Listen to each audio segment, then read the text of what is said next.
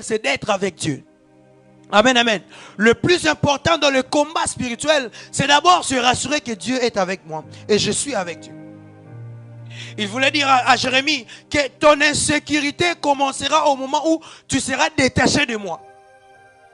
L'insécurité de tes enfants sera au moment où tes enfants seront détachés de Dieu. Parce qu'il est en train de dire, si tu te rattaches à moi.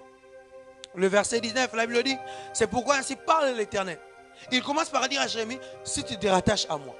C'est-à-dire que le contraire de se rattacher, c'est de se détacher. Le Seigneur est en train de dire à Jérémie que si tu te détaches à moi, qu'est-ce qui va se passer? C'est le contraire de ce que Dieu a dit. C'est-à-dire que toi, Jérémie, si tu veux être en sécurité, tu dois te rattacher à moi. Mais si tu veux être en insécurité, tu dois te détacher à moi. Amen, amen. Et dans le combat spirituel, lorsque nous voulons combattre le diable, mais si tu veux attaquer l'ennemi, il ne faut pas d'abord commencer à prier comme d'autres personnes. J'envoie le feu. Mais tu envoies à qui? Et c'est avec quelle puissance, quelle autorité que tu es en train d'envoyer le feu? Parce qu'il faut d'abord comprendre le système de fonctionnement de la prière de combat spirituel.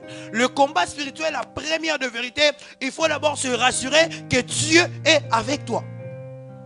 Il faut d'abord se rassurer que tel que je suis en train de commencer le combat, tel que je suis en train d'attaquer l'ennemi, Dieu est à mes côtés. Amen, amen. Et le Seigneur a parlé à Jérémie. Il a dit, Jérémie, il y a une vérité, il y a un secret. Le plus grand secret dans le combat spirituel, c'est la présence de Dieu. Dit amen. Le plus grand secret dans le combat spirituel, ce n'est pas d'abord de savoir qui est en train d'envoûter ta vie, qui est en train de combattre ta vie. Non. Le plus grand secret dans le combat spirituel, c'est d'abord la présence de Dieu. Il faut d'abord se rassurer que Dieu est avec moi. C'est alors que c'est Dieu maintenant qui va commencer à te dire, c'est X, c'est Y. Le combat de ta vie vient de telle direction. Le combat de ta vie vient de cette direction. Parce que si tu n'es pas avec Dieu, sache-le très bien que tu vas écouter les hommes. Parfois dans les combats spirituels, il y a tellement de embrouilles qu'une personne peut te dire, il peut te montrer, tu vois cet homme-là, c'est un sorcier, alors que ce n'est pas lui. Alors la personne qui est en train même de te dire là, c'est lui-même le vrai sorcier. Voilà pourquoi dans le combat spirituel, on n'a pas besoin d'abord de savoir qui est en train de faire quoi dans ma vie. Qui a ensorcelé ma vie? Non. Il faut d'abord chercher la face de Dieu, la présence de Dieu. Voilà pourquoi vous serez d'accord avec moi. Même l'histoire de Jaébès. Jaébès a compris qu'il fallait d'abord chercher Dieu. Il fallait d'abord commencer à chercher. Il a d'abord commencé à chercher Dieu. Et c'est là maintenant qu'il a commencé à expliquer à Dieu les réalités de sa vie. Bien, mais le combat de ta vie changera au moment où Dieu sera avec toi.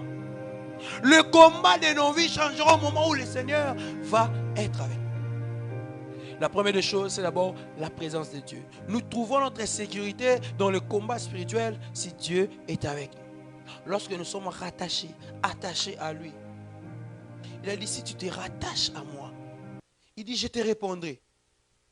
Est-ce que vous voyez ça? Le Seigneur ne dit pas, si tu pries, je te répondrai.